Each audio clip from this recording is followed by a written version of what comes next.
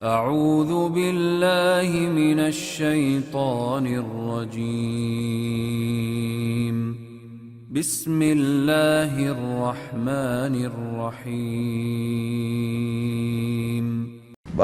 Dari riwayat Imam Ahmad dan Ibnu Majah bahwasanya ketika Nabi Ibrahim alaihissalam dilemparkan ke dalam api, mulailah semua hewan melata berusaha memadamkannya kecuali cicak yang justru meniupnya atau meniup api yang membakar Nabi Ibrahim alaihissalam. Diriwayatkan Abu Hurairah, barang siapa yang membunuh cicak dengan satu kali pukulan ditulis baginya 100 kebaikan, dan barang siapa yang membunuh pada pukulan atau bantingan yang kedua baginya lebih sedikit dari itu, dan barang siapa yang membunuhnya pada pukulan ketiga lebih sedikit daripada itu.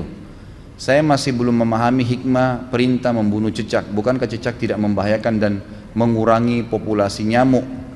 Bagaimana jika kita sudah mulai sholat berjamaah di masjid, ternyata baru menyadari ada kotoran cicak di dekat tempat sujud, sahkah sholatnya?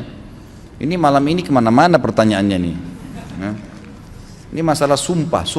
Ya. Ini tanya masalah rumah tangga, tanya masalah sholat. Baiklah, malam terakhir.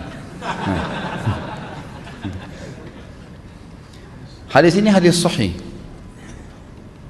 Sama halnya kita bertanya, kenapa Allah ciptakan babi? Kalau tidak boleh dimakan, tidak usah diciptakan sekalian. Itu akal-akalan kita manusia. Kenapa sholat asar 4 rakaat? Kenapa enggak duhur juga 4 rakaat sama-sama siang? Kenapa enggak satu saja Allah kasih? Daripada jam 12 sama jam 4, lebih baik jam 2 siang sekalian 4 rakaat. Loh, Allah maunya begitu. Gimana caranya kita sebagai makhluk memprotes Allah? Nggak bisa. Iman itu artinya meyakini dan mengikuti semua apa yang diperintahkan oleh Tuhan Allah SWT. Itu memang iman.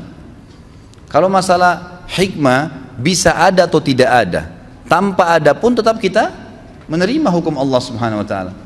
Nanti hikmah-hikmahnya datang setelah itu, gitu kan? Allah Subhanahu Wa Taala memang menciptakan cicak, memang dia makhluk yang diciptakan dan dia butuh makanan. Walaupun dia disuruh bunuh, dia butuh makanan. Ada beberapa hewan yang kita disuruh bunuh kan? Bukan cuma cicak, kalajengking, ular, ya, hewan yang berbahaya. Memang kita dianjurkan bunuh. Anjing yang berwarna hitam semuanya, yang sebagaimana sabda Nabi SAW itu adalah jelmahan daripada syaitan, itu kan? Tapi semuanya hitam ya, semuanya, dan hanya anjing. Jangan lihat orang kulit hitam. Pernah soalnya begitu di Madinah. Ada orang bilang pada saat dijelaskan ini, dia lagi tidur, dia bangun di kelas, dia cuma dengar kata-kata hitamnya boleh dibunuh. Dia bilang, Syekh, orang Afrika boleh kita bunuh kan hitam. Kata Syekhnya, ini anjing hitam. Nah, jangan salah faham.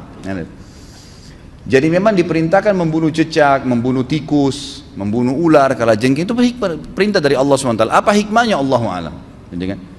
Saya terus terang secara pribadi belum mendapat hikmahnya, tapi sebagai orang yang beriman kita jalani. Kita jalani. Kalau satu waktu dengan berjalannya hidup kita dapat dengan ilmu teknologi canggih, ada hikmah-hikmah tertentu, ya alhamdulillah. Tapi tanpa itu pun tetap kita imani, gitu. Seperti itu.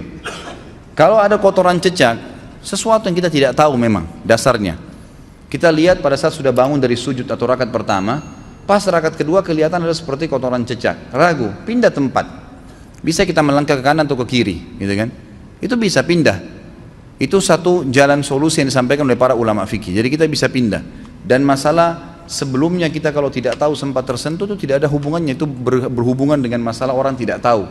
Sah saja sholatnya. Sedangkan kita mayoritas. Sedangkan kita banyak. Kita banyak. Berapa jumlah umat Islam di Indonesia? Tapi apa yang bisa dilakukan umat Islam?